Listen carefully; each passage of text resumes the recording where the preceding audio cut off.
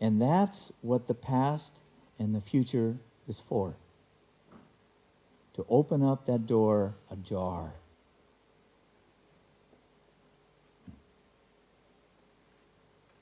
To think differently. Okay? Okay.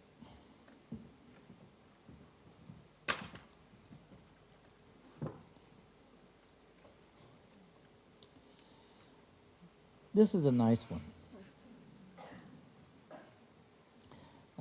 This is called subconscious pulling.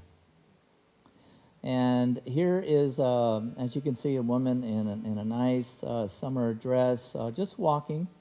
And she's still walking. She doesn't feel this happening at all. She's just walking on through this field and doing whatever.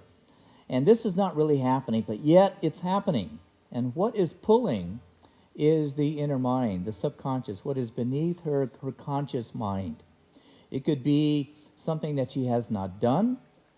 It could be something that she has a little guilt for. It could be something of a passion that's not quite complete, that she's trying to find whatever it is that's yanking in her belly to go do this, or she wants to play the piano or learn how to play. And that's what's pulling here. So this can be represented by many, many different angles. But it's always pulling. It's always pulling. We get to see the evidence of the subconscious pulling, you could say, when all of a sudden we did something, and we can say, I didn't realize I did that. I didn't realize I said that. Did I do that? Are you sure it was me? Are you sure? Or a dream, when we're dreaming at night. And all of a sudden, oh my God, you just seen what I did in my dream. I couldn't believe I did that, or that was me. That's the subconscious pulling. So in essence, we have two completely different worlds. This subtle world beneath, constantly pulling, trying to communicate with that conscious world.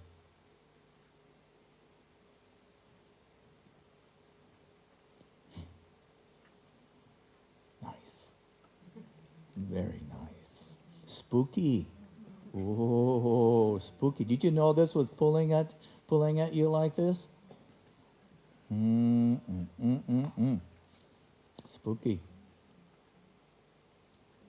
Yes. No, that's there's always something pulling, touching, tapping on your door, knocking on your door, calling you. Signals. It's not pulling on your leg. Okay, don't. Okay, it's not that. Okay, because I know some of you will walk out of here. Emaho says it's pulling on my leg, and nobody's going to walk anymore. No, it's it's like getting little hints inside, or trying to feel something or recall something. And so it has various means and ways where the subconscious is pulling on us, touching us, communicating. And sometimes we get it in a little reverie, a little daydream, or all of a sudden there's a clear picture or sensation that erupts or occurs inside. Yeah. Pardon? Is it also sickness? Yes, it is. Sickness. This is sickness also pulling, yes. It's holding, because the mind has ability to hold back an illness. It can hold back a cold, a flu. It could hold back a virus or whatever. And the subconscious is pulling that it's occurring. Emergency. Hey, we need some help. I lack a little mineral here, or I lack a little help. I lack some rest. Hey, wait a minute here. And for instance, there was this man that built the what bridge was it in New York? Back in a bridge back in, I think, in the 1915, 1920s. He built these bridges in New York, beautiful bridges. And he died, I think, at around the age of 34, 35 of exhaustion. Because he worked so hard. He devoted his life to it, morning, noon, and night, that he died of exhaustion. And so we have this ability, and you could say, no doubt, his body, his mind was pulling on him. But he was such an engineer, and it was such a project to him that mattered first. So you can imagine it, if someone can do that, what else can we do with ourselves? So what I'm saying is that we have the ability to ignore this subconscious pulling of the body trying to let us know that there's something wrong, or let us know that there's someone that we're about to meet. We can feel it, or to know that there's something wonderful that's about to happen, or something that's not so wonderful. This is also, you could say, related to the fight or flight response that a human being has. For all human beings, they have a natural ability to sense danger, real danger. I mean, I'm talking about real danger. For all bodies have this ability. All insects, animals, fish, everything. They have this ability to sense real danger. And when we can sense this, we can definitely feel something pulling. Something definitely is there because it's real. It has some substance to it. It's not getting a bad phone call of a bill collector. It's real essence stuff. So it's a very significant picture, and it's telling us that it's always there. Whether it's a sunny day or it's raining all the time, it's always there operating. If we pay attention to this, and we know that this does exist, and now that we have a picture of it, and not just to talk about it, and not just to think about it, but we have some references to it, that it's always pulling on us, that we can start to, let's say, let go of our senses to start to feel it, so we could start to feel it most of the day, or all day, or a good part of the day. And this will, you could say, help the intuition. This is what helps the feelings to have a sixth sense, you could say, to acquire that, to enhance it, to make it better. Now that we have this picture, use it. Burn this picture in your brain. Burn this picture in every cell of your body. Burn it in there.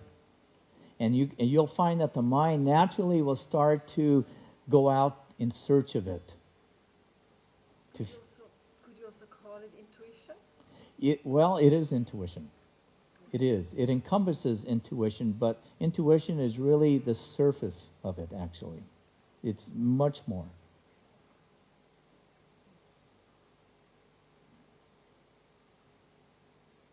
Much, much more. These are all the stars in there. Again, this, it's like the universe in here, because it's a different world. It's basically one mind.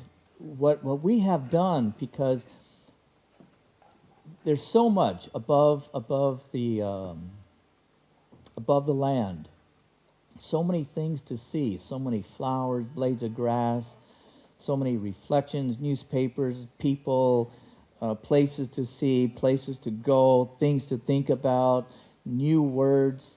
I think there were 500 new words added to the dictionary this last year. 500 new words. I mean, that's a lot of new words. I can't even keep up with it these days. And being that there's so many things to look at, no wonder we pay very little attention to this inner world in here, because the external world takes up it's so much stimulus, and it has fancy colors and fancy shades of color that it dominates so much of people's lives of the day. And if we can, as we go for a walk, regardless of where we're walking, feel ourselves inside as we are walking down the street. Have a sense of yourself and not just be 100% looking out, but keep a sense of yourself as you are walking, sitting, lying down, reading. And this is how we start to expand our consciousness, by having a sense of the external and a sense of the internal.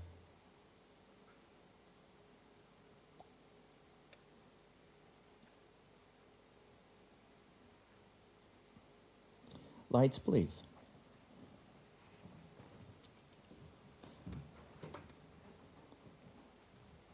This picture affects all of us dramatically. This picture affects our feelings, our thoughts. We get surprises, and then we wonder what happened. I didn't expect that, and yet you did. This is a picture to really pay attention to, and to put a lot of thought into it. And definitely burn this in every cell in your brain. Yeah. So you grab a sense that it's always there. It's just not something that appears to you when you're meditating, or appears to you when all of a sudden you get this intuition feeling inside. No, it's always there 24 hours a day. Even though you can't see it, even though it doesn't throw out bright colors and it doesn't drive in a car, it's always there.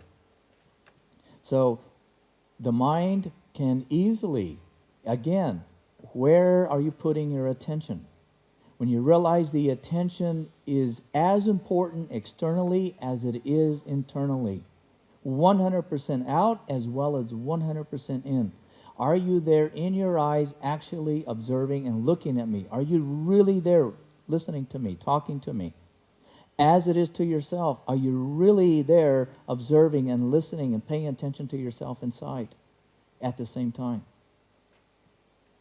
You can do both. Just re-educate. And the possibility is there to do both.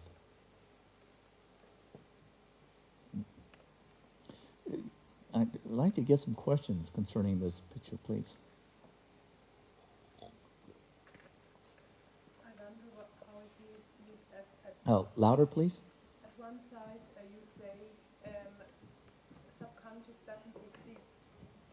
I'm saying the subconscious does not.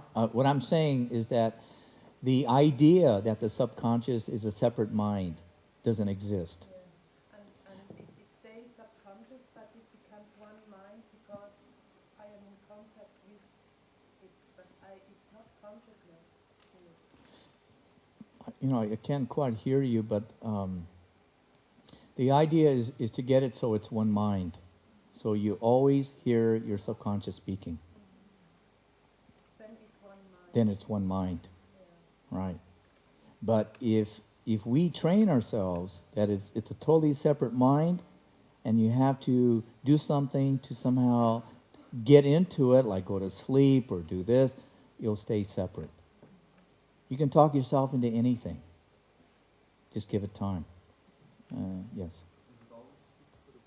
Does it always speak? Yes. Basically, it speaks through the body usually first, and then hits the mind, because it is connected with the body. It's basically, it's really activated within the primal brains. And I think there are 3 or 4 of these primal brains. They're very small brains, but they are tuned right into the body. So they activate the body first and then the mind. Yes. So women have a better sense of their bodies than men, actually. Men are a little distant when it comes to the body.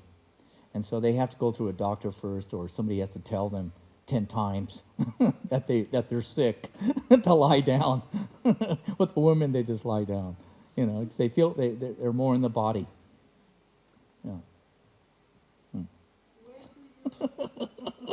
It's so true, huh? I'm not sick. You tell me what to do.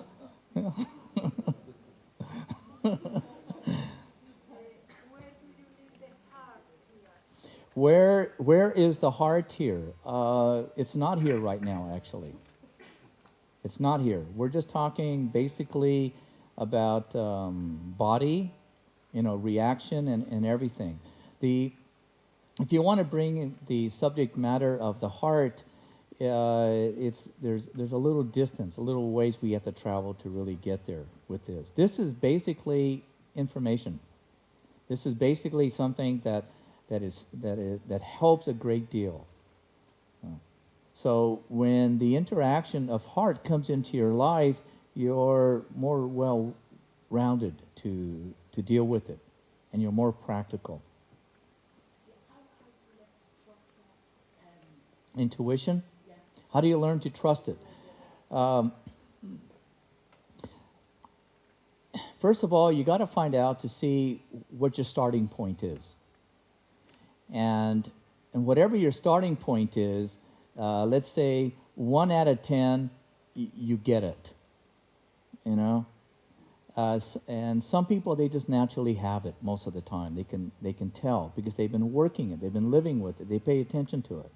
Those that have not paid attention to it, you may still have the wiring to automatically get it and easily get it. Good for you. But a lot of people do not have the wiring for it. They just simply don't. The wiring was built for something else. And so therefore, 1 out of 10 or 2 out of 10, you're going to understand or get the hint, and the rest, you're not going to get it. So that's going to tell you what your starting point is. So in essence, be careful with it. Be very, very careful. And it's something you don't pin to the wall. Every time you get it, don't pin it to the wall that you're always right, because you don't know. Because you have a little pride, the pride will blind you. It will be like a fog. You have a little arrogance when you get it, little arrogance, you're gone. And arrogance will blind you, and you become the arrogance. So it's just something that just happens, which is a very natural occurring event, and you just do it and don't put any stuff into it. Okay? Subconscious outside of yourself, is it plugged into something that's not in you? Is the subconscious plugged into something else beside you? Yes, it is. There is there's the mind, your mind. Then there is the mind's mind. The mind's mind is the mind. We're like a substation of the mind's mind, and it's just not in you. You could call it, another way to look at it is the mass consciousness. That's a mind. You could say that's a mind's mind of human beings. There's the subconsciousness of insects, of fish, etc., etc. And then there's the subconscious of what is even outside our species. And it's very old, and it has developed in time. And this is what we're hooked into, yes. It's not always human. No, it's not. No, it's not always. I wouldn't look at it as human, actually. It's not human. But it's alive. It's alive, but it's not human, that's for sure. It's a relationship between all of it, yes. Yes. Yeah. It is definitely one big relationship. Pardon? I missed a few words. The mind's mind is designed basically for survival, curiosity, keep learning, and it's almost dodge. What you think, I'm going to think the opposite.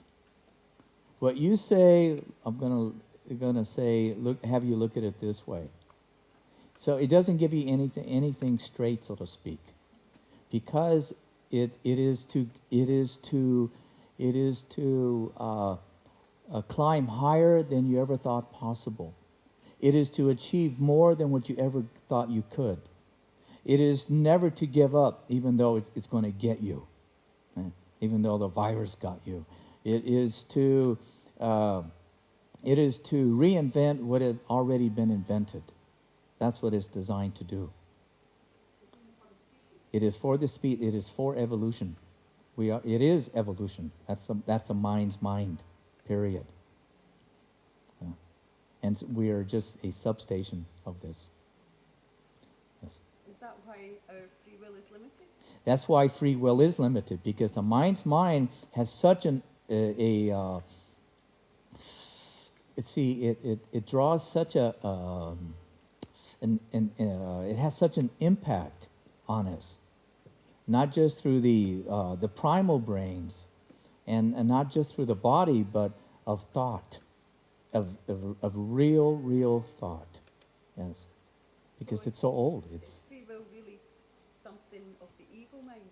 It's something of the, no, I wouldn't even put ego mind. It has nothing to do with ego. I really don't, I never seen it have anything to do with ego.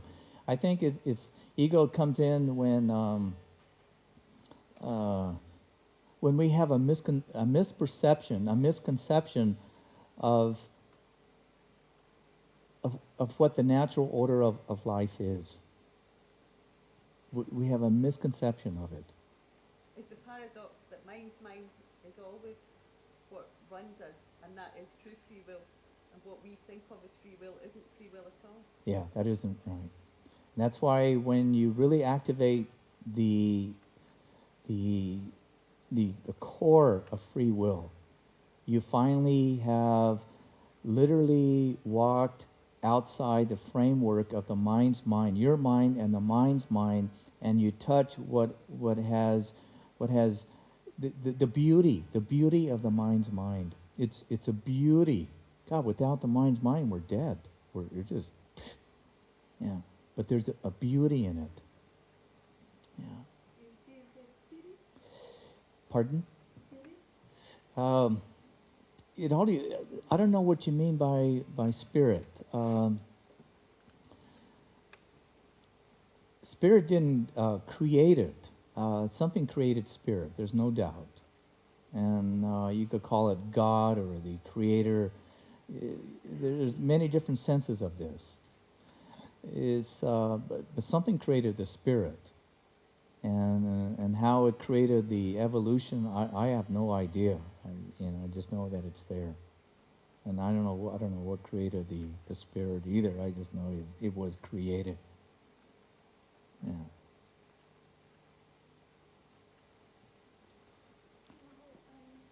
Can we see with our eyes subconscious and outside world? Can you louder, please? Like the subconscious, can you see in the external world?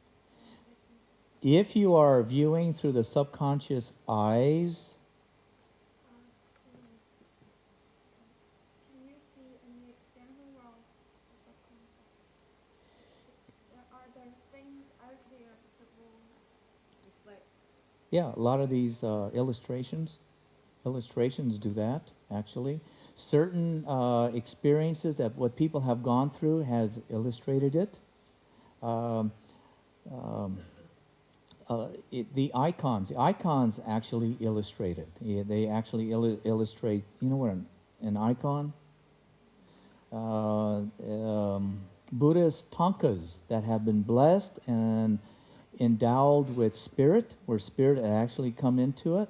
It actually indicates it. Indicates the Soto world, the world that is basically cannot be seen by most, but yet it's possible to see it and to sense it. Yeah. Yes. Yeah.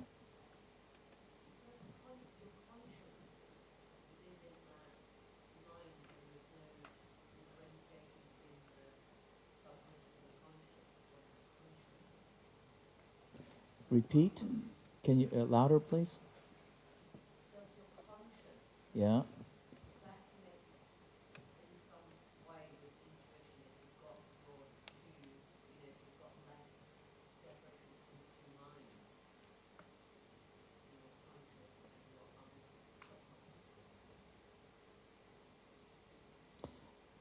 Are you asking me personally, or are you asking just what? All right, repeat the question then. Yeah.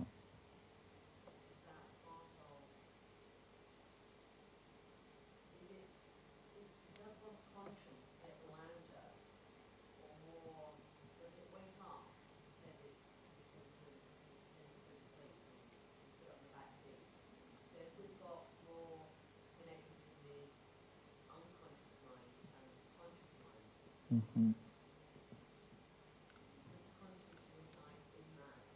Oh, with the mind's mind. The conscience, one's conscience that we talked about, when we are, I'm going to see if I got your question. When we're young, most, not all young kids, but most young ones, their conscience easily speaks. What is good, what's right, what's not right. And being that most young ones naturally have this natural friend, you could say, we grow up with it until we displace the conscience. And what displaces the conscience is logic and reason once we start school. Because reason and logic and profit, to gain, to get, literally throws the conscience into the back seat of our life.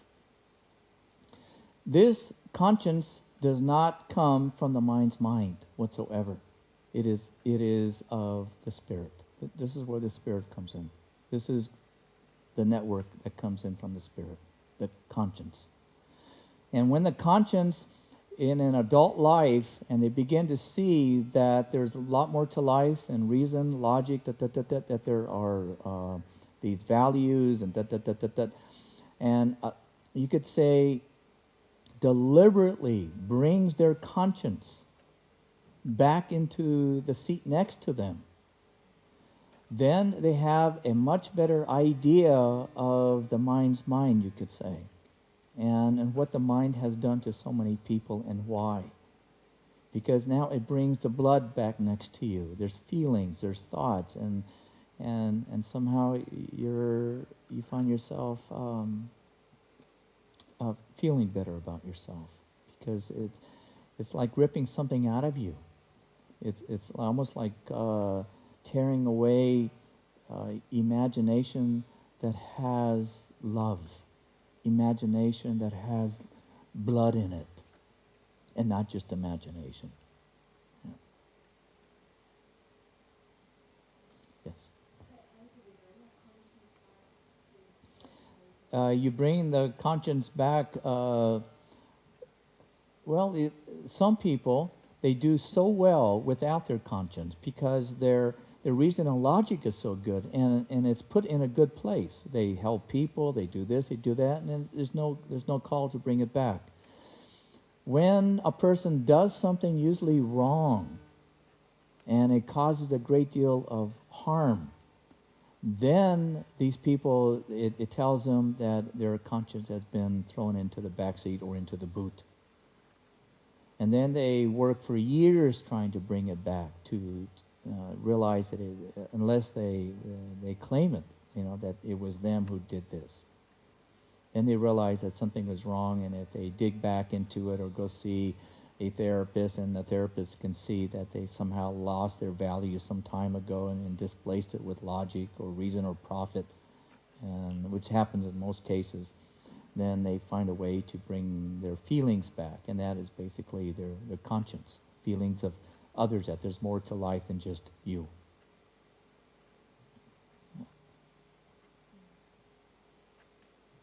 Yes. Does it come together to become one mind and to get in contact with conscience again? You can have, well, once you have the one mind, your conscience goes with the package. Yeah. I mean, it comes before the one mind comes. If once that your mind has separated between conscious and subconscious, you can pretty well state that the conscience has taken a backseat, definitely to some degree. And to bring it forward, you're going to need a lot more help and stability, because that inner mind can be a nightmare. Can be an absolute nightmare. Yeah. Yes. Yes, it is. It is relational. Yes, it is. Totally and completely, actually. Yes. Good word for it. Completely.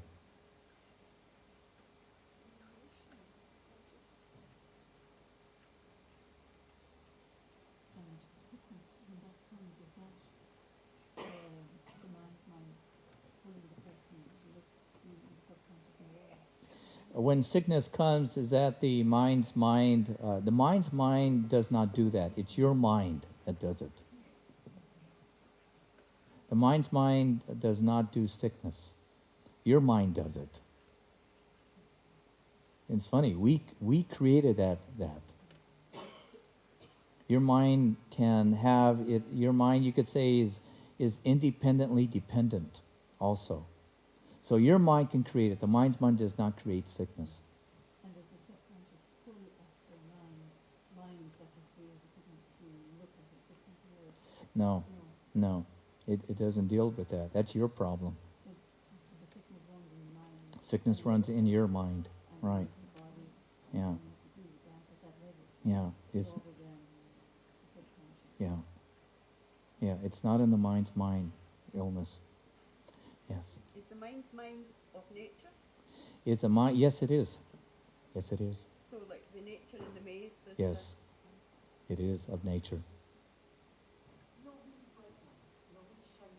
Mm-hmm. I would think so. I've always thought bright minds, genius minds are always bouncing off it. They learn to bounce off it quite easily, because a good scientist, a good mind, always becomes the devil advocate. Always. So always says, "Hey, throw another curve at me. Come on, throw another curve. Come on, you can do better than that. Come on, I mean, really hit me hard. Come on, catch me off balance." And a good mind says, because when you catch me off balance, as I'm being flipped, I'm gonna get better results, better answers. I'm gonna see it from a way that I never could before. That's a good mind. That's a good mind.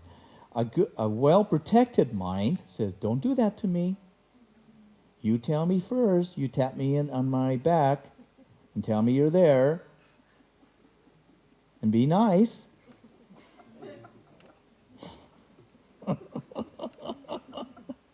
Remember, most of you did that to me in the very beginning. Come on, be nice. I don't want to hear that. I'm not happy. Remember that? It was so funny. Yeah, it was so funny. So, they're not happy. Well, what am I gonna do? Make them happy. It was so funny. Yes. The mind's mind. God, it is so quick. It is so genius. It is so beautiful. You know, just to grow. Just grow. It's beautiful teacher. Bounce off it. I know it isn't what you want to hear.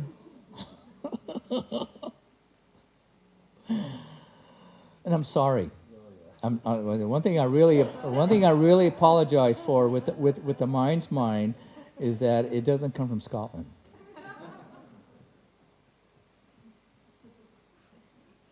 It's American. It's actually kind of a Bush thing. Yeah. Yes. Yeah.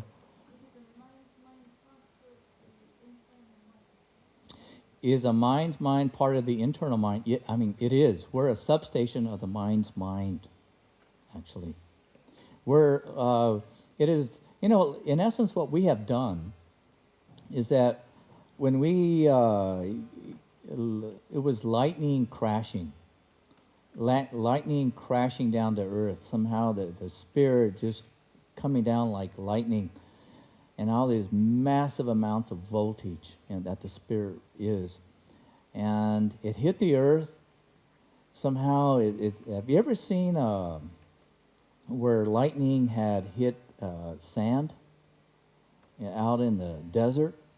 It's the most beautiful thing. It melts the sand, which is silica, and it's beautiful. And I have this one piece that was lightning hit outside of Santa Fe, and I have this one little piece of melted sand, and it's just so beautiful.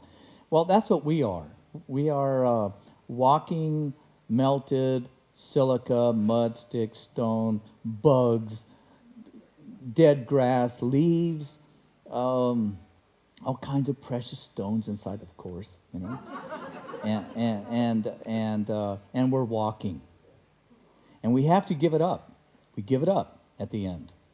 We give up all the precious stones and the silica and the mud, and we're happy about that, and the elongated worms, and all that. All that is given up. And we go back, as it is with the mind's mind. We let go of that mind because we don't need it anymore. It's gone. It's a borrowed component. Nothing but a borrowed component, as it is our body. It's a borrowed component of the earth, and we let it go.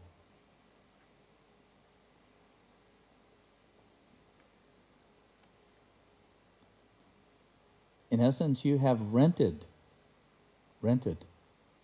your body, and you have rented the mind. That's the only thing we rent. We don't rent the spirit, we don't rent the soul, but we rent those.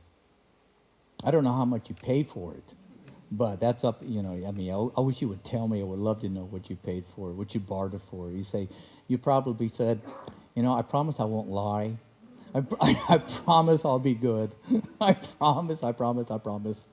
And then at the end said, well, geez, why trust me?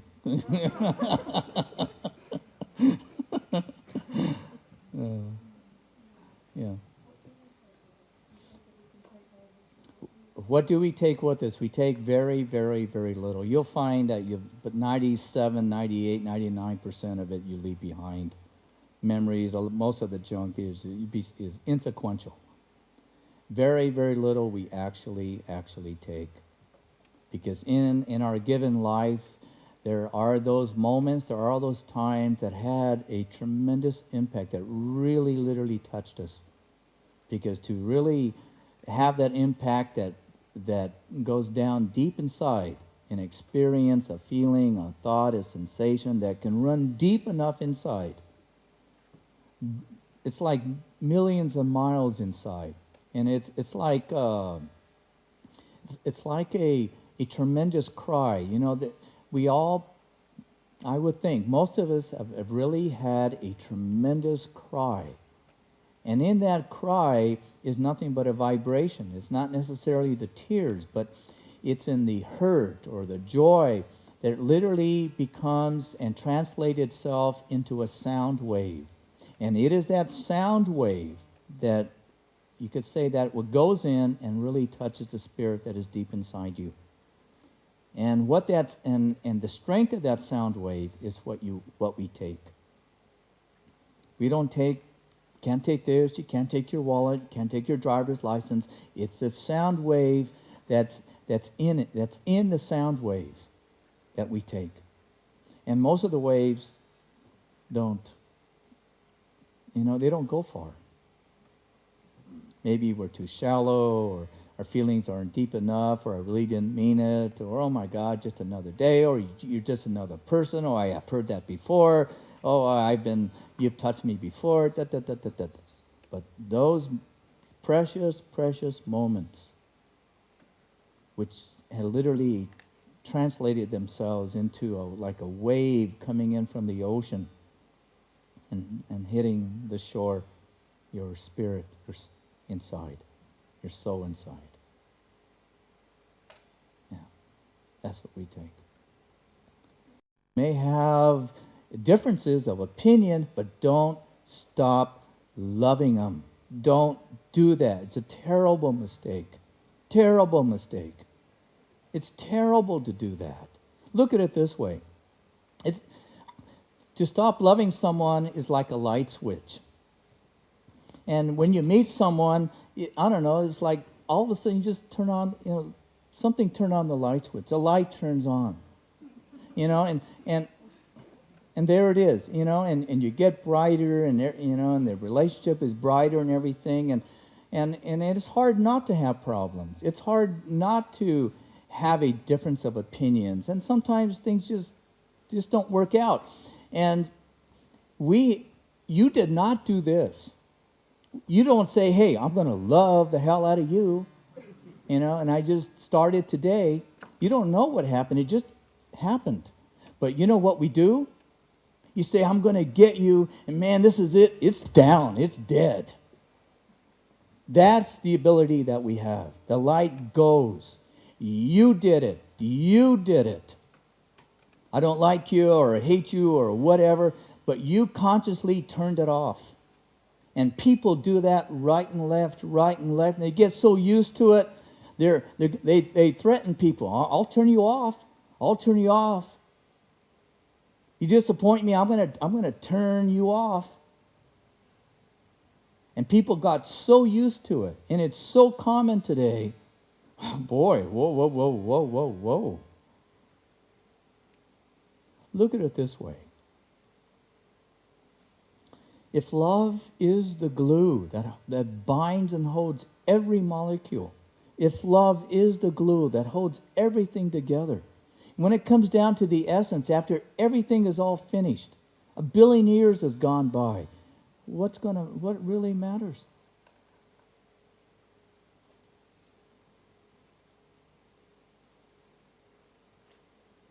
Invest in your future, people. It's wise. Invest in your future. Believe me, it's wise.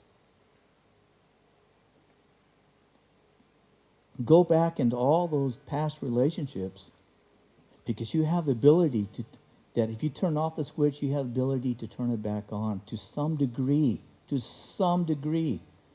if you have hatred, hey, eradicate that one. That's a terrible disease. Don't ever hate. You don't have to like people. That's okay. But don't stop loving them.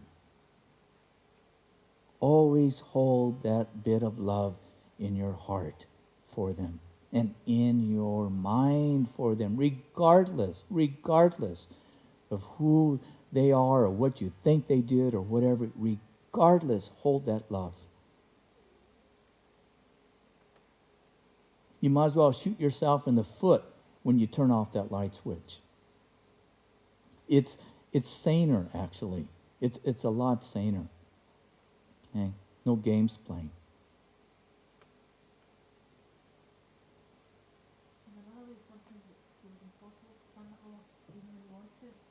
That's good. That's a good sign. When you want to but you can't, that's a good sign that you have built up enough sanity of love, sanity of living, sanity of a relationship that you can't turn it off. Even though there's something that wants to, there's another part of your mind that's gnawing on you that I would love to, but I can't. Yeah. Yeah.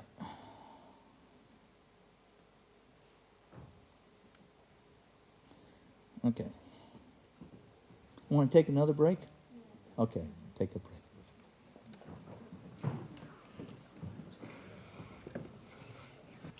And then go home. We'll make sense of it. We'll make sense of anything. Let's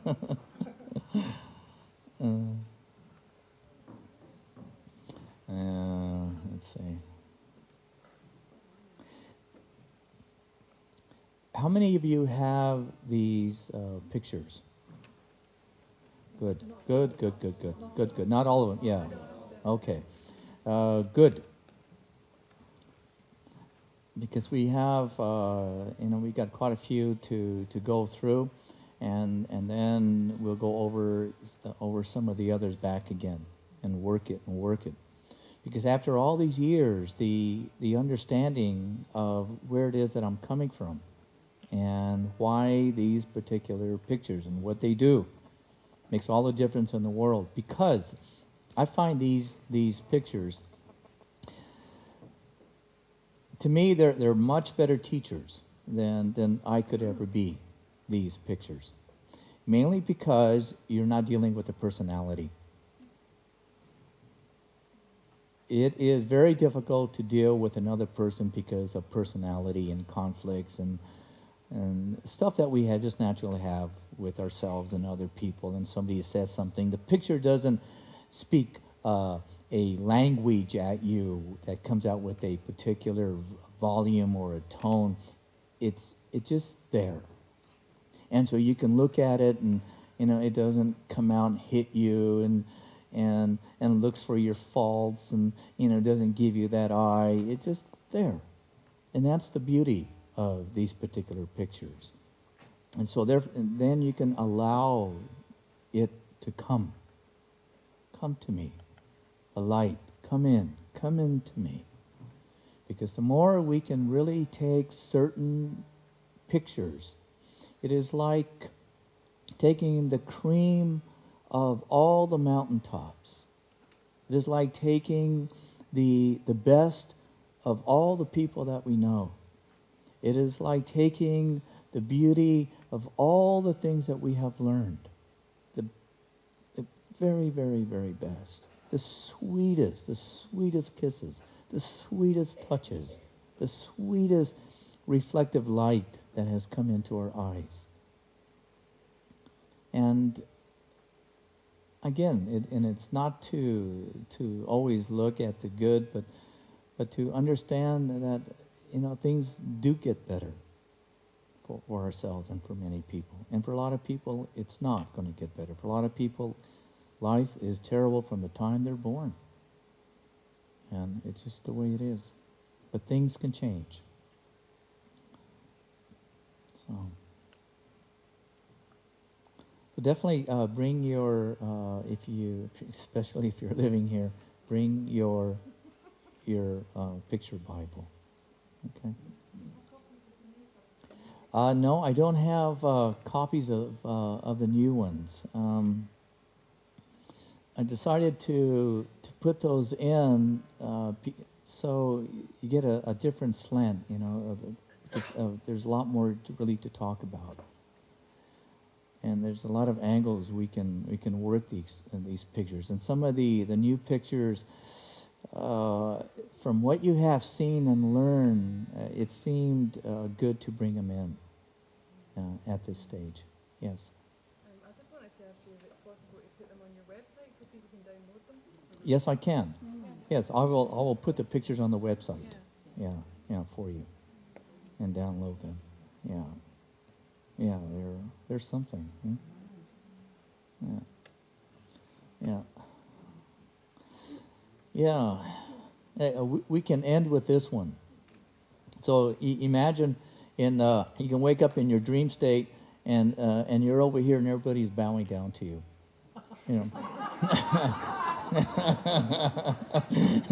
and then you can think in your dream, gee, what is it that I said? Well, whatever it is, I like it. And actually, they're looking for your contact lens.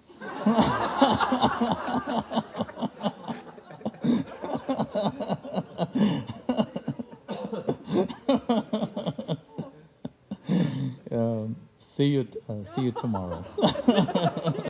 And so coming into this particular classroom is to re-educate ourselves about ourselves in such a way that it's not really basically explained out there, but throughout our conversations with people, and we have had friends and family that have passed away, we have read books, we've had imaginations of all kinds of possibilities, and you could say we're all pretty well-rounded with the vicissitudes of what it is to live in this life. But still, we are not experts. Experts are people that spend good 20 years vested in one particular subject matter. Those are basically the experts. It's just that in our everyday life, we, let's say, have 15, 20, 30, 40 irons in the fire. And somehow we can feel and be very proud that we can juggle all these irons. And sometimes we get burned, and sometimes we are looking for that iron that we put in some time ago and we can't find it. And sometimes we find ourselves a little clumsy with it. But to educate or to re-educate ourselves is to understand what our predicament is and how it is that we have walked our lives out. Basically, since we left first grade, in essence. Because the habits that we acquired in first grade pretty well carries over all the way into our university years. And if we never went to the university, it doesn't make any difference. The habit is still there. You are who you are. You are who you are. And the difficult thing is to change that of yourself.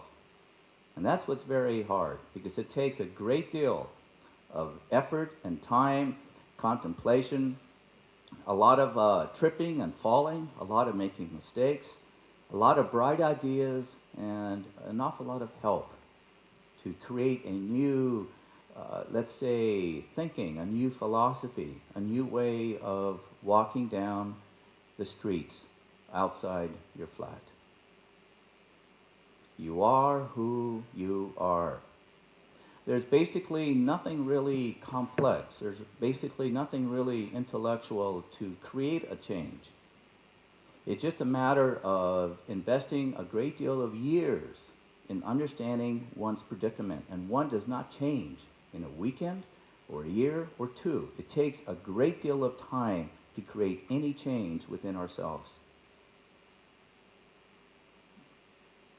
And all you have to do is go up to your mother if she's still living, if you're 45, and your mother will still see you as you, no matter how old you are.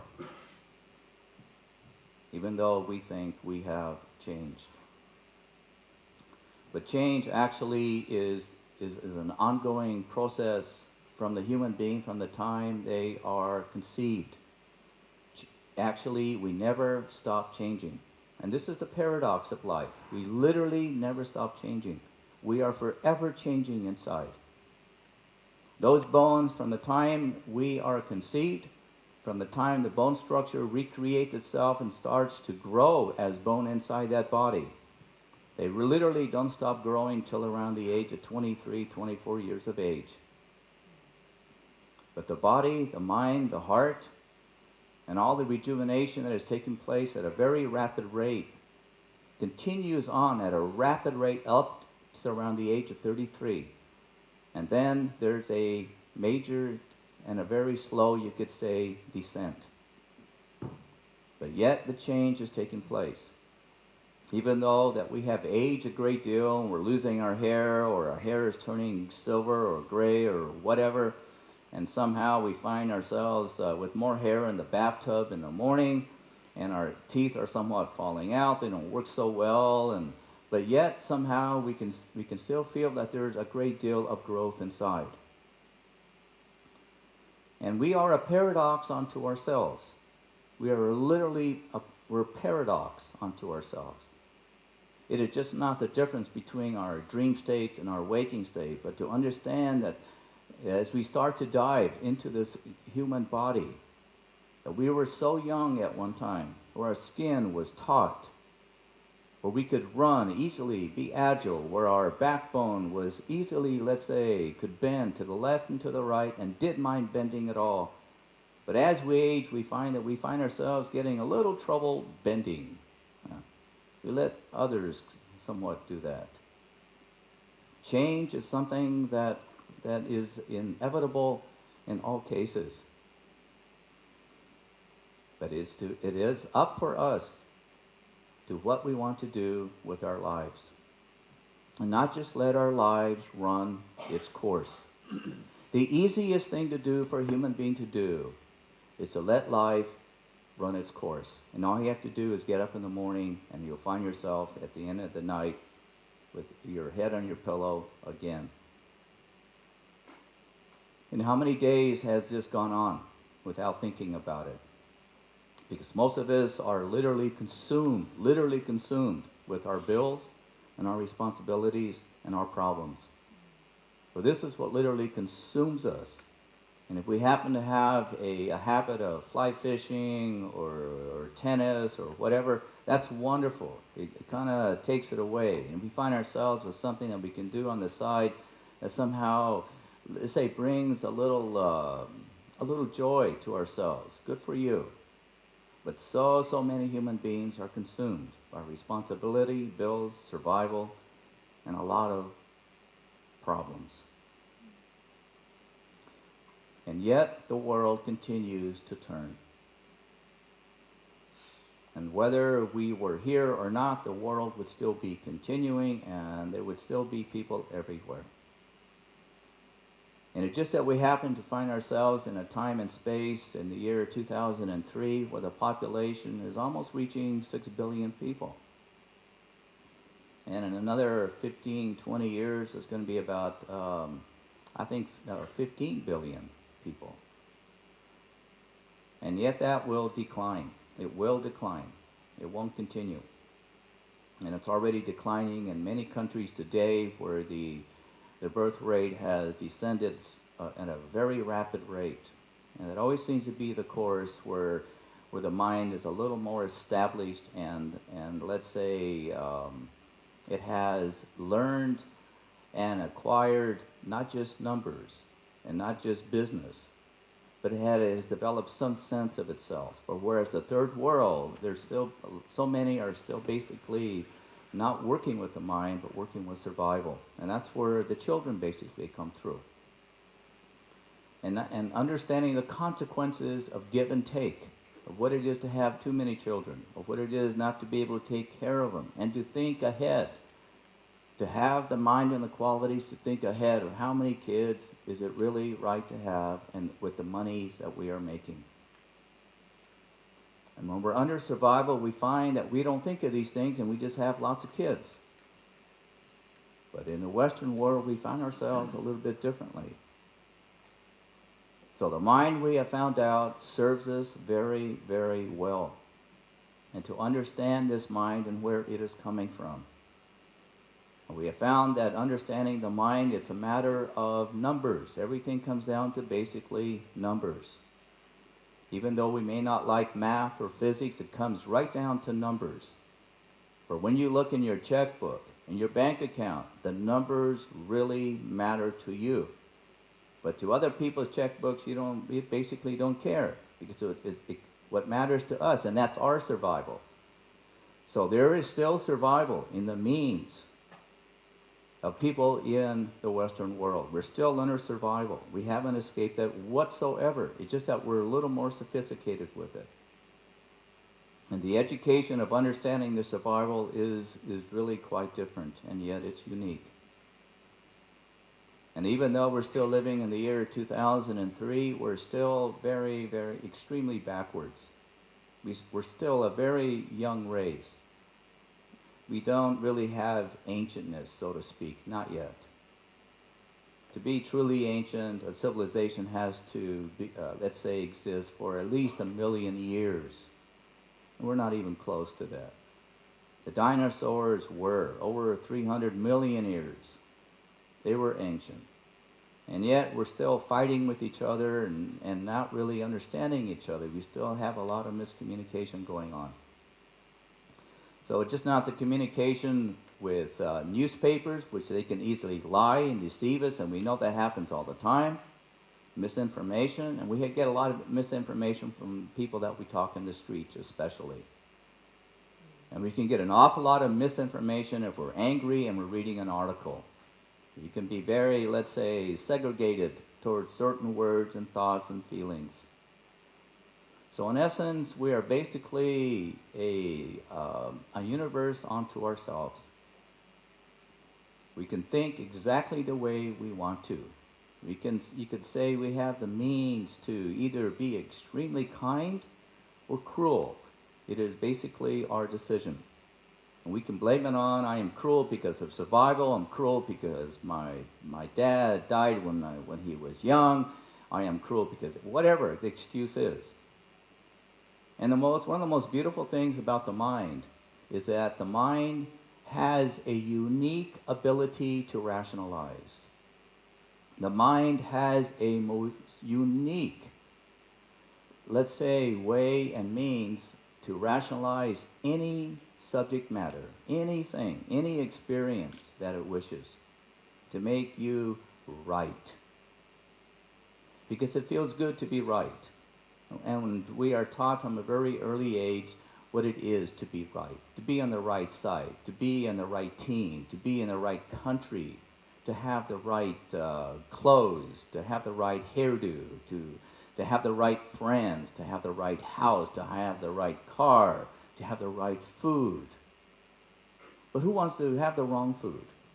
Who wants to have unholy stuff?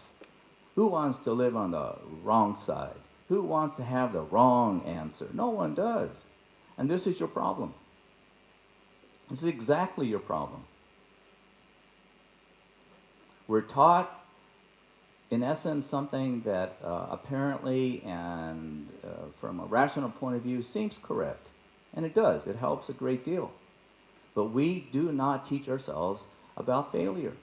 We do not teach ourselves what it is to be wrong and have it okay. And this is what is wrong about society. And this is what keeps people locked up inside.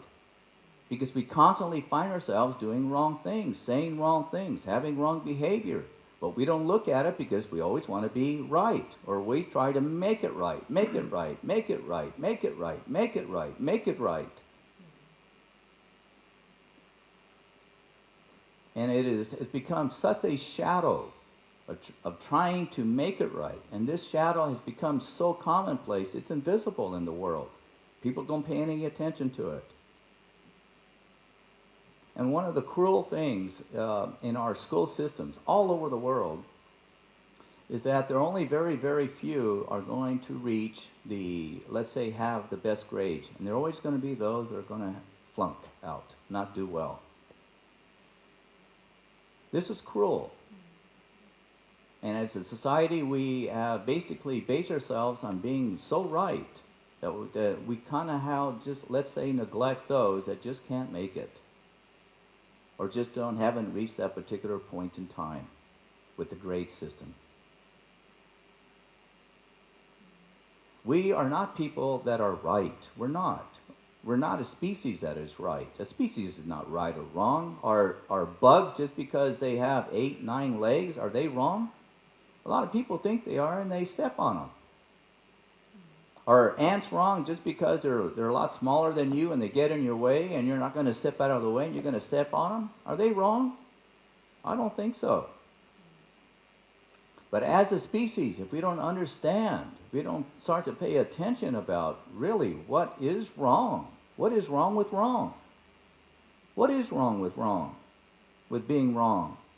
For without being wrong, people, we don't learn. We really do not learn. For it takes you could say, the negative. It takes the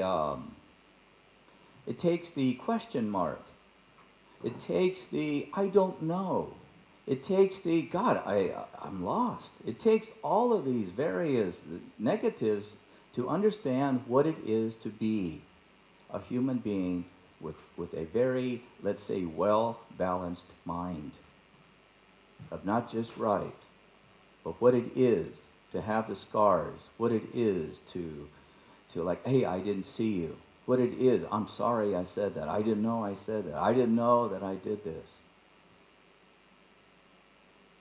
Because we have this ability to easily tag people and judge people and mark people off in a moment in our brain.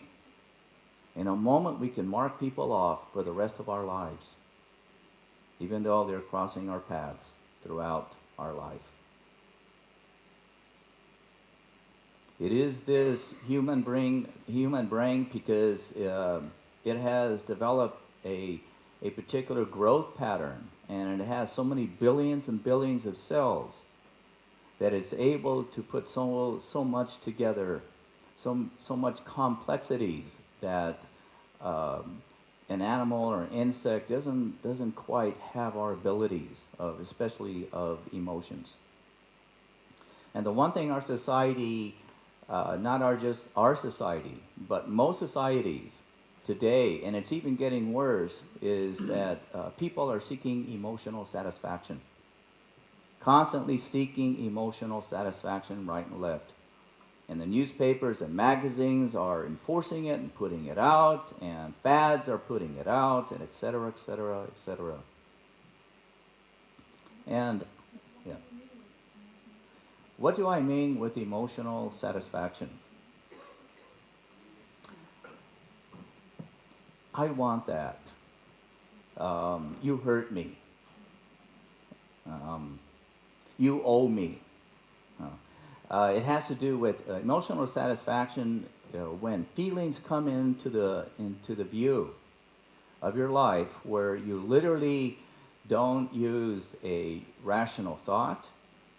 You don't consider the other person's their side of the story, and you just consider your side. Me, myself, and I, in essence. Yeah, it has a lot to do with hurt and disappointment.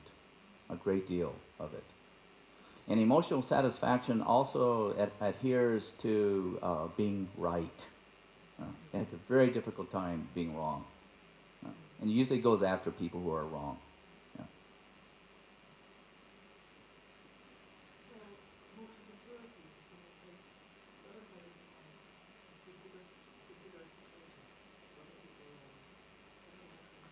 Emotional maturity is when you take the larger picture into account, not just your emotions, but everybody else's emotions. But it's just not everybody else's emotions.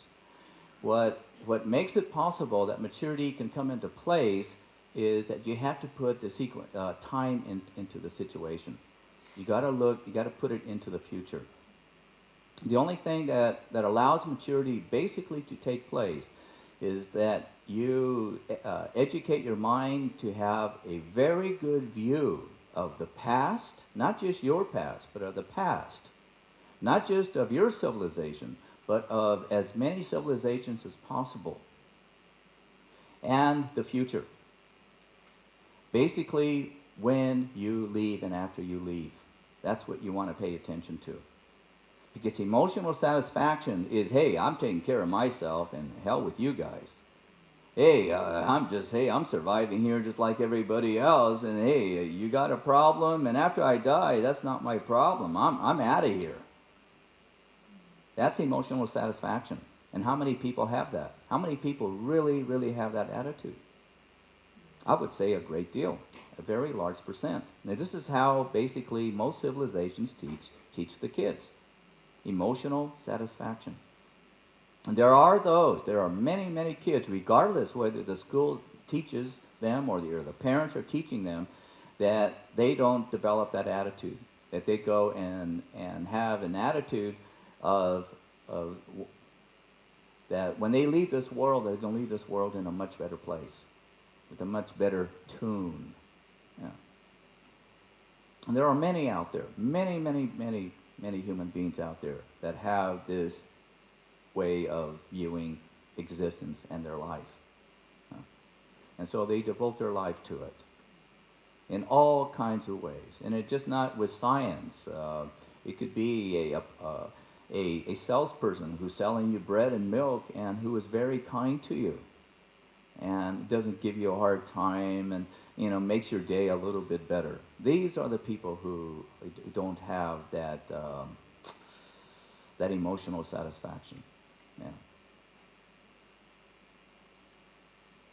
Any questions?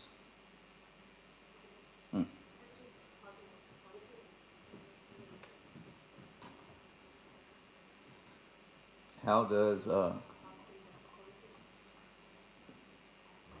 question? I,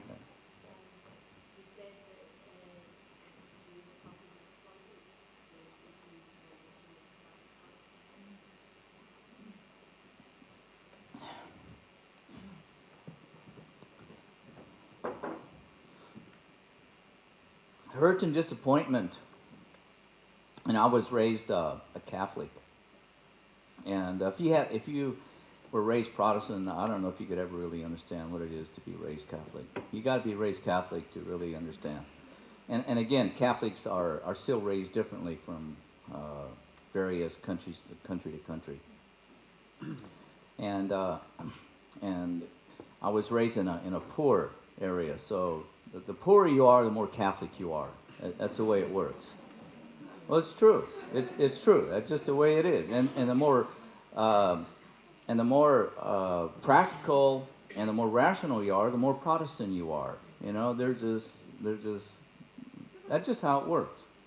And so I was on this side, and so we had to kneel in our hallway in our house for weeks, almost twice a year.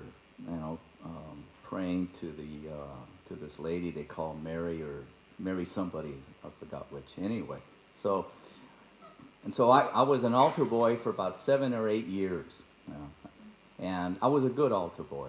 Played a lot, but was good. And sin was the big deal. You know, it was sin, sin, sin, sin, sin, sin, sin. So I figured by the time I was 12 years old, I had so many sins that there was no way I was going to make it. You know, by the time you really add these things up, because they tell you, you know, if you do this, it's going to have this weight, and this is what's going to happen to you. If you do this, it's going to have this weight. If you do this, it's going to have this weight. And geez, you know, by the time you really think about it, and especially when you have nuns and priests teaching you, and they're constantly letting you know how sinful you are, you know, and by the time, you know, by the time you even play with yourself a little bit, and that's about the worst thing you can do. And so by the time I was 12, I figured that I was doomed. But okay, if I'm doomed, might as well just continue on. I got nothing to lose. But I was still plagued. I was still basically plagued by sins. And my mother was drowning in it, totally drowning in it.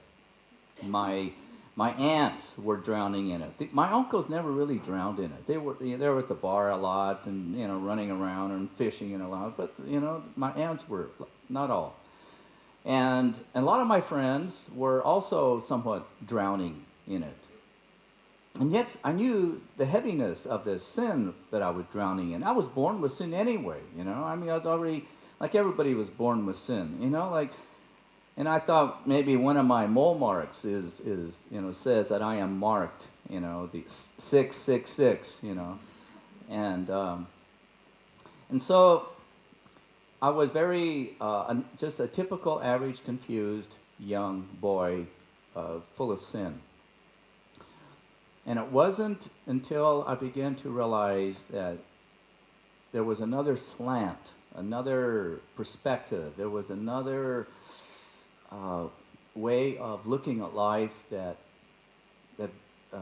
came to me. And it wasn't from a Protestant, and it wasn't from a Buddhist, and it wasn't from any particular religion. There was something internal. That there was something wrong here, something terribly, terribly wrong. And it was hard to go against because there are hundreds of millions of Catholics. There are hundreds of millions of people, billions of people in religion. And when most of the population believes in one thing, it's hard to go against that belief. It's almost like going against Big Brother. You know, it's kind of like you cannot believe that your president can screw you, you know? And yet it happens all the time. You cannot believe that you voted for this person, and this person wasn't straight. And we always want to look at the good and believe in people and this and that, and then we find out it's not quite so. Well, as it is, there is something that when the majority of the people actually have a belief structure into it, there's got to be something wrong in it. Because still, look at society. Even though our laws are fine, and even though we get speeding tickets, and most people obey the street signs and the street lights, and and people are relatively safe in a lot of communities, we're still hurting inside. Even though we can communicate and we can laugh and we can, we just went to a party last night and this and that, we're all still hurting inside. People are still basically lost. And here is one thing. When you go into most third world countries and communities, you find that they're a lot happier than people in the West. Much happier. Much, much happier. There's a big difference. It's funny, like the Italians. The Germans love the Italians, but they don't admire them because they're not precise. They don't do things well and with completeness.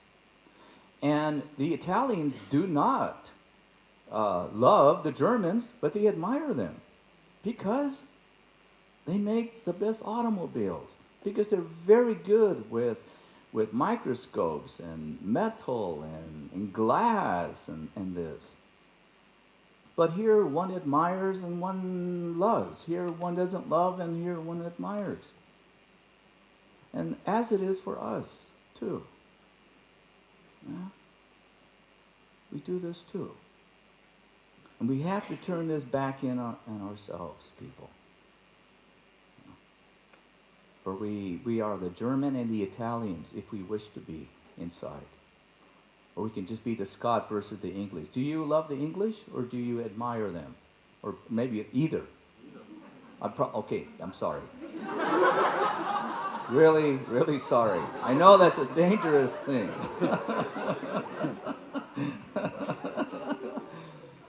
But okay, yeah.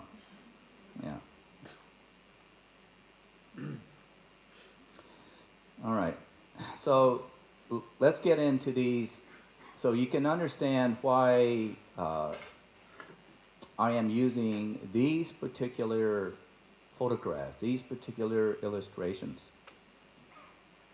And these are just not pictures, people. These are very unusual pictures. And the main emphasis and the point is that pictures are much, much better teachers than a physical person. Much, much better teachers. And the reasons are that when you look at me, I don't have your skin tone and even when I go out into my community and I see someone darker than me, I say, ooh, scary. And I just, and I hold on to my wallet, and everything, and, is the person going to jump me and all that? So I understand, right? And it's not easy. It is really not easy to have any prejudices or say, I don't like your nose, I don't like your hair, I don't like what he said, blah, blah, blah, blah, blah, blah, blah, blah, blah, blah, blah, blah, blah, blah, blah, blah, blah. You can't do that with pictures. There isn't that human personality that you can really tear down, It doesn't speak back like that to you. So it's a lot freer. And so we can use pictures that can literally be a therapist when we need one. Because we can take that picture, leave it in our wallets and study it and everything, and it doesn't, speak back to us. These are the beauties of illustrations and pictures. They're beautiful, people. And all they are just lines and light. That's all everything is, actually. Everything except what's coming out of this bulb. This is, you could say, this is for real, because the filament that is making this light possible come out, it is a source. And as it is for all lights and the sun. And these are the only things that you could say where the light is not reflected light. But it takes these particular sources for us to see a wall, a person, a hair, our car, the colors, everything in the world. And it's nothing but reflected light. And it's then everything that constitutes what looks Scottish, what looks Glasgow versus Edinburgh versus London versus Hamburg versus Moscow versus San Francisco. The lines are different. totally different, as well as going into your flats, from country to country, city to city, region to region. How we place things, how we walk, everything. The lines are different. And it's to take these lines and not just keep them Scottish. For now, we have a great opportunity that the world has become extremely small, so quickly, so fast, that to learn as much as we can from the world. In essence, have the voyager inside, develop that passion to go out and see what else is out there besides your life. It's too easy just to do your life. For there are worlds out there that are so wonderful that can literally come into our home and our flats and start to brighten other parts of our brain that has never been brightened before. It's up to us. If you want to turn your brain on, it's up to you. And you can turn your brain on with as much light as you wish. But you have to put the effort into it. You have to care to want to. If you don't care, no problem. Don't do it. And there's nothing wrong with that. Nothing at all, people. It's not right. It's not wrong. It's just, what do you want? Because there are many, many courses that teach you how to dull your light in this world. There are many people that teach that, how to shut down the light in your own brain. And there are people that do this, and I do this and this both, because there's nothing wrong with being wrong. It just correct it and make it better.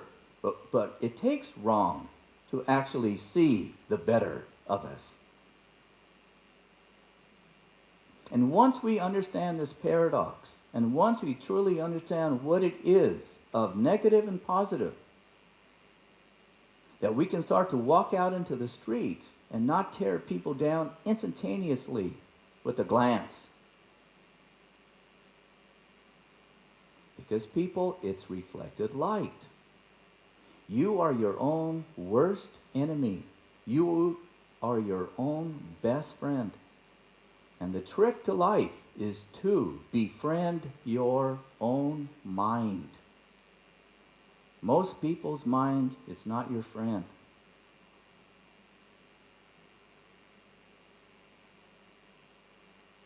For if you do not have the understanding of what your mind is, it can torment you with agitation, confusion, depression, a tremendous amount of heartache, because the brain doesn't have the resources, enough light inside. For it takes a lot of good information, it takes a lot of good effort inside to get that brain alit. Much more.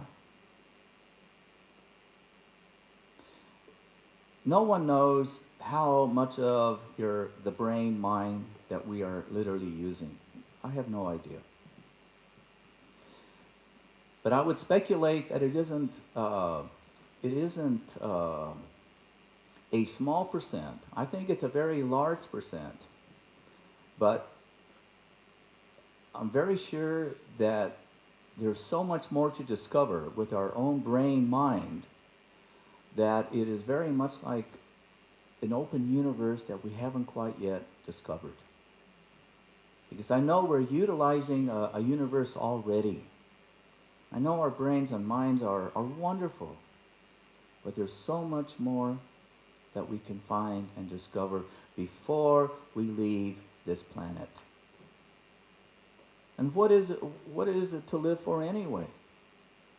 Have you ever asked yourself, what are you living for anyway? Your bills? Your kids? You living for your wife, your husband? What are you living for? Your what? What? What are you living for? Just to live? Just because, hey, I don't know, I just get up and do what everybody else does. Why not? What are you living for?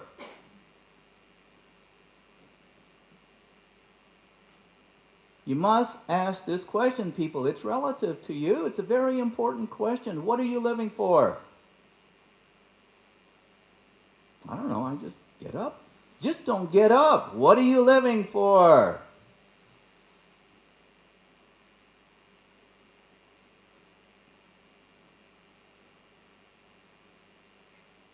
Please don't say God, okay? Don't say God. Yes. It's not necessarily passion, but whether if there's passion in it, if you got passion already in there someplace, but there is no words to describe it, then you can start to put some words to describe it. But you don't necessarily need passion. You just basically need a very profound question to initiate the start. What are you living for? Whether you are 55 or 85 or 26 years of age, what are you living for? For what? Just don't do it. People, any robot can do that. Any robot can get up and just do the day. I've watched enough insects do it. I love fish. And if you just go buy some nice little tetrons fish, they look like rainbow, and they have all kinds of fish, and just put them in a little bowl and watch them all day. That's what most people do. What are you doing? I don't know. I'm just swimming around here. What are you living for?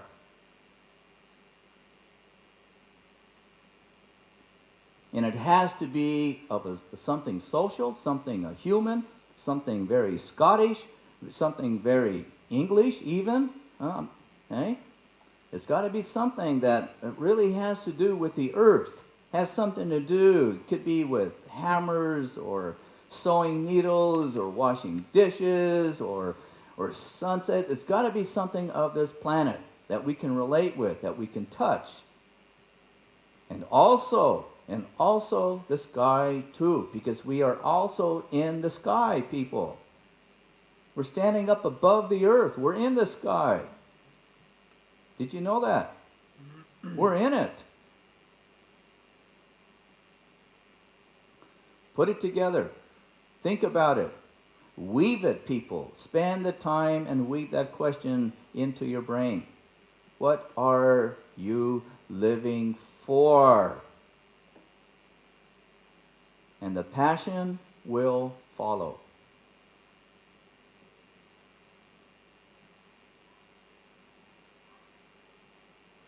Picture, please.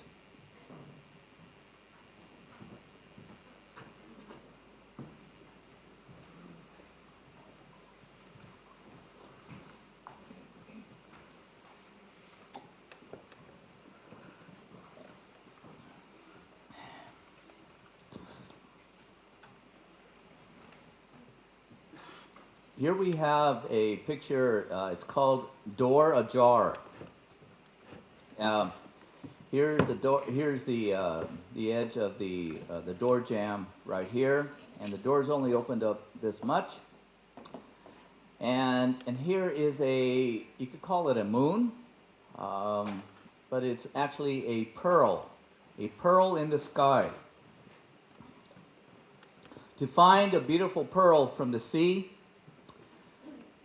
and to look at it, they can be very, very beautiful to watch, to hold, to look, and to give away. But the pearl has a lot more significance up here. For to open the door of our minds, to open the door of our hearts, to open the door of our intellect, to open the door to let passion go out into the world. Because it's just not to hold the passion, people. Passion is meant not to keep it in your pocket. Passion is not meant to keep it in a little box underneath your bed. Passion is meant to let it out into the world. And it's not easy to acquire passion. And somehow there's no formula actually for it. Somehow either you have it or you don't. Either it's there or it's not. And we never know when it comes or when it goes. It is something like a gaseous cloud that somehow walks into our world and easily walks away. And we don't know why. But Passion, we know, gives a human being and helps to, let's say, activate and to discover things in this world, or rediscover things in this world, or invent things in this world that has helped most people to look at life differently and to provide a little smile and a little humor with life. And it's to go out and seek that pearl, like going out and discovering more nebulas and the stars above. It's like going out and finding that book, that special book, that novel. It's like going out to find that particular friend. It's like going out and finding that particular business, whatever that profession you might find yourself to be, whatever. To go out and find the pearl. And this door opens up every now and then in our lives. This door does not stay open. Passion does not stay open. We all found that out. Love, even when you love somebody, that can easily dissipate in time. But when that door opens, the trick is to open it all the way.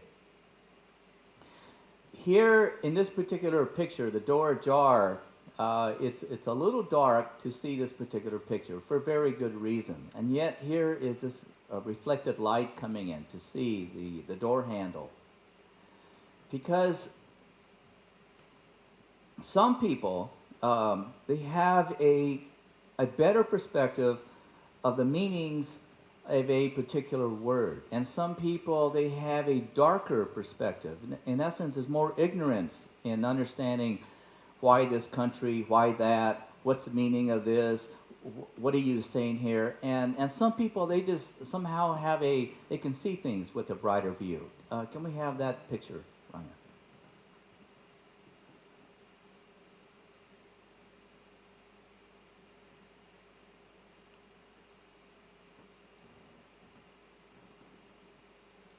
So here's another mind, another person, whose door is ajar, and it's brighter. The person can see more. It's not so dark. It's like, like a dark forest versus a forest that is in twilight. And so, in essence, when there is more light, and when we can see basically what's in front of us, and even the pearl is highlighted. It's you can see the beauty much better.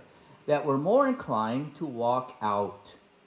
We're more inclined to go and investigate, to go get that pearl. Huh? Light up the brain, people. Light up the mind. Learn new words. Learn words you haven't learned before. Get that brain lit up, because it does make all the difference in the world when the opportunity comes. This opportunity to get this door to open up in the first place is very, very, very difficult. But when it happens, you could say, and you recognize it, and it's bright and it's lit, and you're going to walk right out, you're taking advantage of it, you're very fortunate. So many people close the door. I'm too busy. I'll do this next year. I'll do it when I'm 60. I'm not ready. Oh, geez, what if I fail? Etc., etc., etc. And you only got one life. That's the problem. Okay, next picture.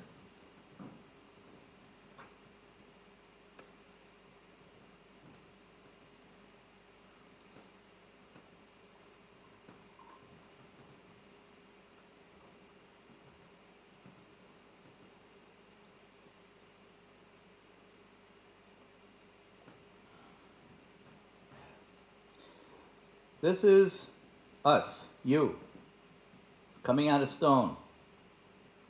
This is us struggling with ourselves, actually. We're struggling with ourselves, with our subconscious, with our problems, with our cemented philosophy that somehow hurts other people, uh, uh, gets people to run away from us, and we wonder why. Uh, we're struggling with our moods. If we find ourselves very moody, uh, we have a hard time coming out of our moods. Huh? And if we're very angry, we have a very hard time relaxing the fires of anger and somewhat coming out of it. And that's always the price we pay, to struggle out of our conflicts, our ignorance. And it also says we are struggling out of our humanity in essence. And this is where the real struggle is. For the moods, the anger, and all that stuff, those are all very subjective and very psychological. And those have a tremendous impact in that they consume a lot of people's day, too many hours of their day. But the real essence of what real struggle is to take the mind and the philosophy and to sit and stand on a hill and to overlook not just your town, country, civilization, but to look at all of time that has occurred on this planet. And that how we are trying to struggle. Why life? Why me? Why birth? Why death? Why cancer? Why sleep? Why work? Why? What is this? And here is this vast spaciousness of just not the clouds. And once those clouds go away, and once the sun goes to the other side of the planet, and the blindness finally goes away, actually. For during the day, the human beings are basically blind. And here's the paradox. During the day, the sun actually blinds all humanity on that side of the world. Because the sun literally puts a wall, an umbrella, so the human beings cannot see what is infinity, cannot see the stars above, cannot see what is endless above the sky. But what the sun does, it literally puts an umbrella, so we cannot see this. So in essence, we are limited. We can only see so far. So our perspective stays somewhat small. And this is also the struggle, because the sun does go away, and we all being observes that when the sun goes away, what is infinite becomes apparent. And when the sun comes, our perspective somewhat narrows, and somehow we find ourselves acting very differently during the day than it is at night. We feel very different at night than we do during the day. We feel very different when we're lying down relaxing versus when we're working and we don't know why we're working. And so everybody has their own unique struggle. And it's to understand what your struggle is and how you struggle out of yourself. How you struggle out of your confusion. How you struggle out of whether to be nice or not so nice. Because everybody struggles so uniquely and so differently. And it's very difficult to know how other people struggle, because everybody struggles in their own unique way. They have their own pattern. So this picture is very important. And it's good that the person's turned around so you don't see the face. And so you can, because you can't say, oh, this only these people struggle, not me. So this is to show that we all struggle and we cannot just identify it.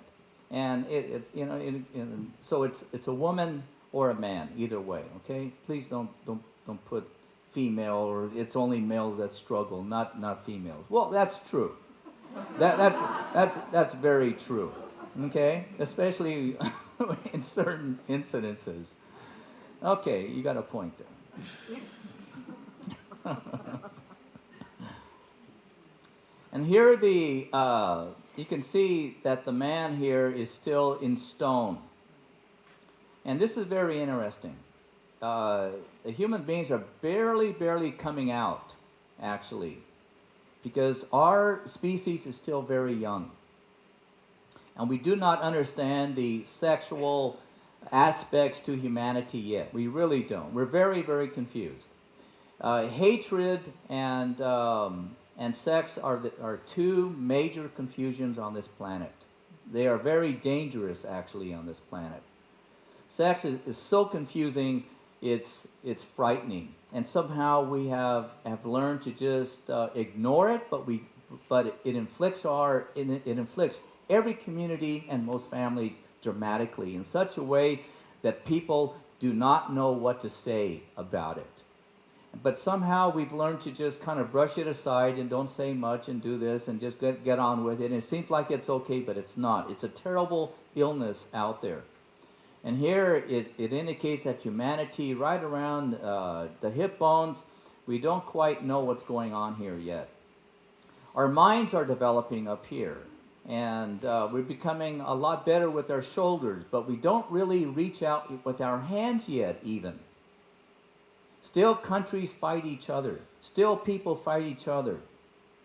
Still, people hit each other. Still, people are shooting each other. Still, people are drawing contracts to cheat other people. So, in essence, we're still in the Stone Age to some degree, and yet we're just starting to emerge out. And this is the beauty of this particular illustration. Just starting to emerge out.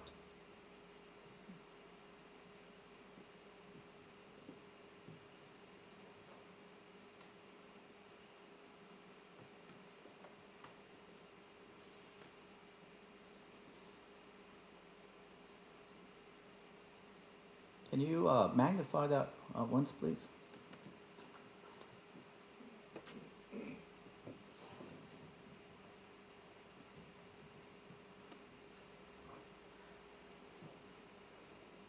One more time, with the hands.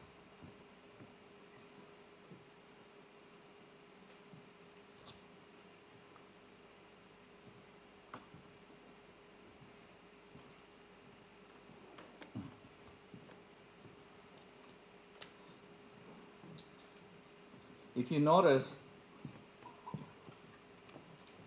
it seems like most of us were all pretty comfortable shaking hands on the streets, or in a business fashion, or at home. We're somewhat comfortable.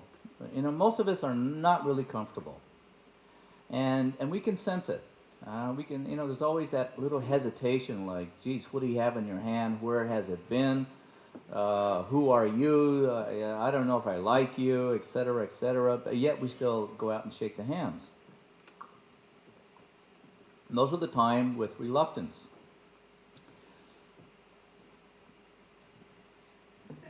Some of us, we have a hard time writing what it is that we feel, want, or to say. And we're not really humanity. I haven't seen it anywhere in the Western world where they're really taught to use their hands. The only place where it's basically taught is to some degree in a writing course or with art, using a medium of a brush or chalk or watercolors or whatever. But still, we're not really taught to recognize, to touch, to really become familiar with our hands. We're not. Nobody basically is. It's just something to use. But we don't really look at the function of the hands. We don't really pay that much attention to it.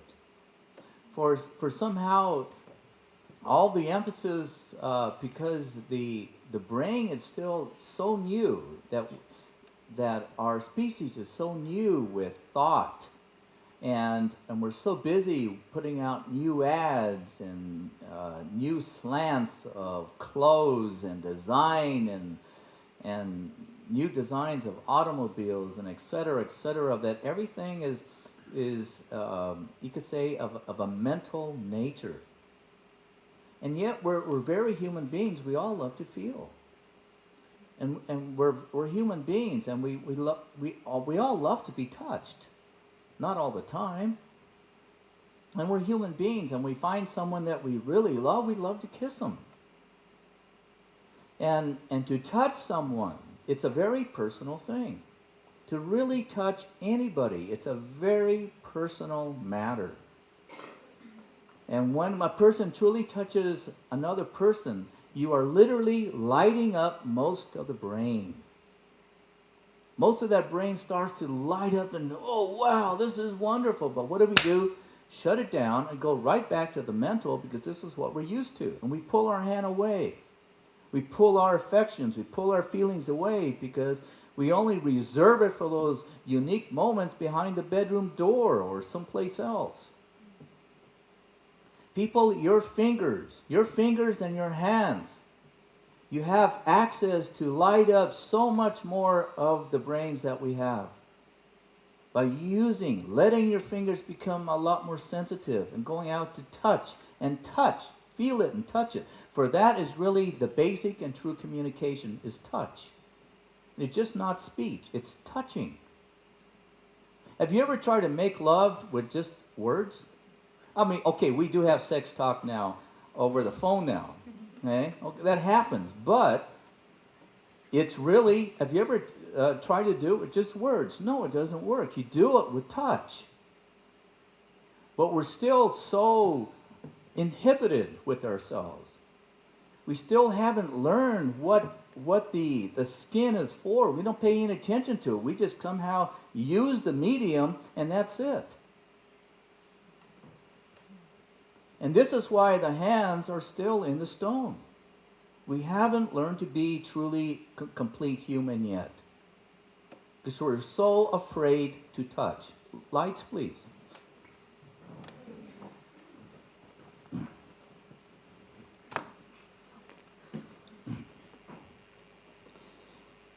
Because of our education, we naturally assume today that you become enlightened with words and thinking. You think you become enlightened just with just thinking. And it's not the case at all. Touch. Touch. Touch. Touch. Touch. Touch.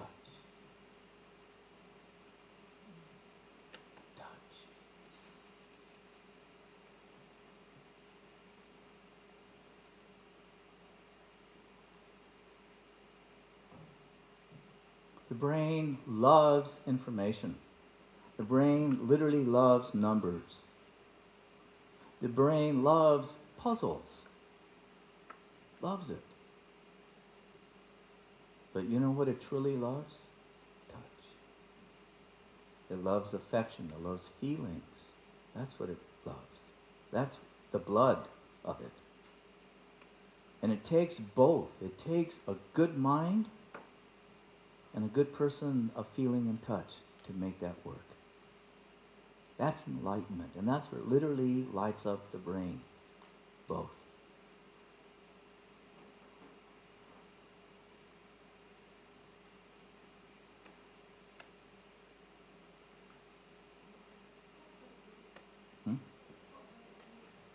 What about AIDS?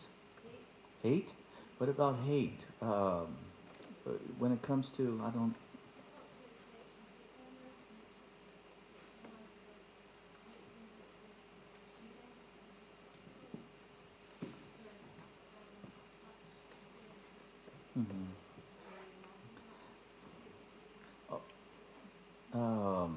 If we bring, I don't quite understand your question, but if we bring hate into the situation of what I just said, what's it going to do to your brain? People, it really matters what happens in your brain. Have you ever paid any attention to that or thought about that? You know, not just, hey, what do I get? Well, what am I going to get from you? You know, maybe if we start to think, hey, what's my brain gonna, what's my brain gonna light up, or is it gonna get dull? Am I gonna get dark inside? What's gonna happen here? So it's another way to think. But what would hate naturally do to this? Well, yes, it goes on the brink of, yeah, short circuit, actually. Hate short circuits your brain. Short circuits it. That's not nice, huh? It burns it. It can literally burn it. It can literally destroy a great deal of what you learned and acquired. Hate can do that.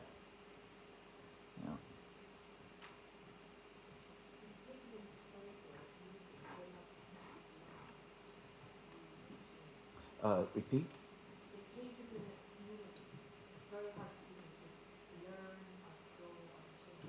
Yeah, if hate already exists in the community and the community has already accepted it, which is, you could say, in most communities in this planet, hate is literally an accepted form of living. It goes with the pack. It's okay. We all kind of like hate. Once it has done that, it has nourished, and it is nourished by the support of that. And yet, societies basically don't want it. It's just that they don't know what to do with it. They don't know basically how to handle it because it's so evasive. It's so ethereal, and it's not something you could just throw in a jail. It's something that can easily erupt in almost anybody, and we all know it. And so it's kind of like, whoa, it's not something we can really do much about. It just good education, be nice, don't let people get too hungry, don't take away from people, don't steal from people, and be careful what you say, and this and all that. And that's the only way and means that we found that we can bring it down. But what can really eliminate hate? Well, most of it.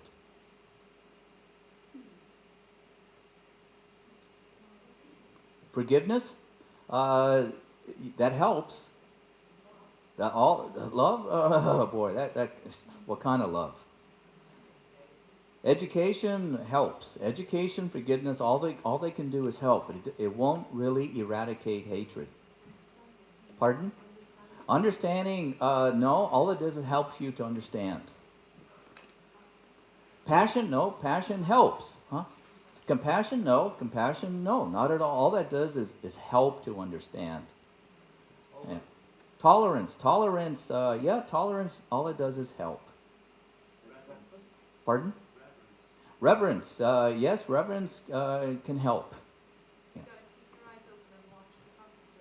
And what? Yeah, all it does is help people. The only thing that can really help. Pardon? Touch? No, not touch. Touch. Boy, be careful with that one. Consciousness, all I can do is help. Care, help. Care, help.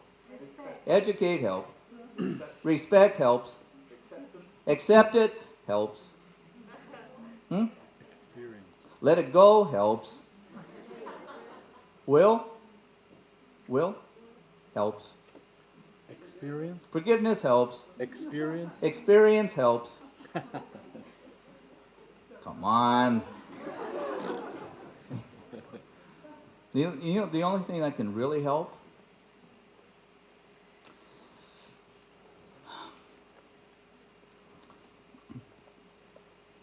is to develop a total new policy, and find human beings that have good fiber, good feelings, good thoughts.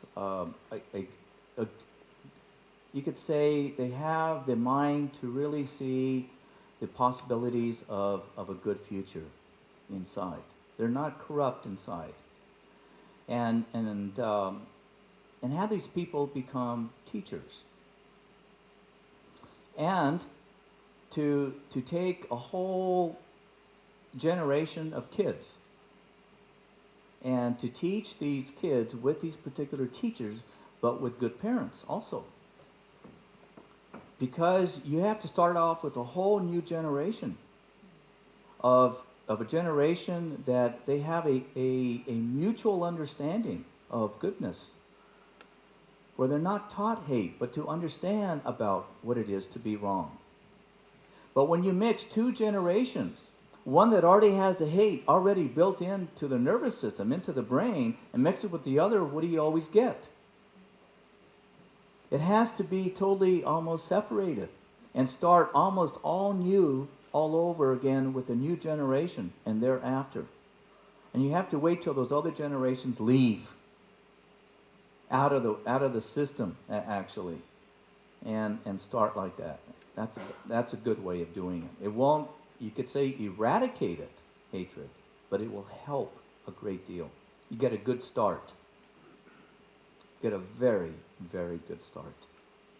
But if you really look how it has been going on since day one, hatred is built into all the systems. There's good people and people that are not so good in all generations, and it's all mixed up. And that naturally, that's how the world is. Yeah. Harsh reality. Very harsh. But that's the way it is. Let's take a break.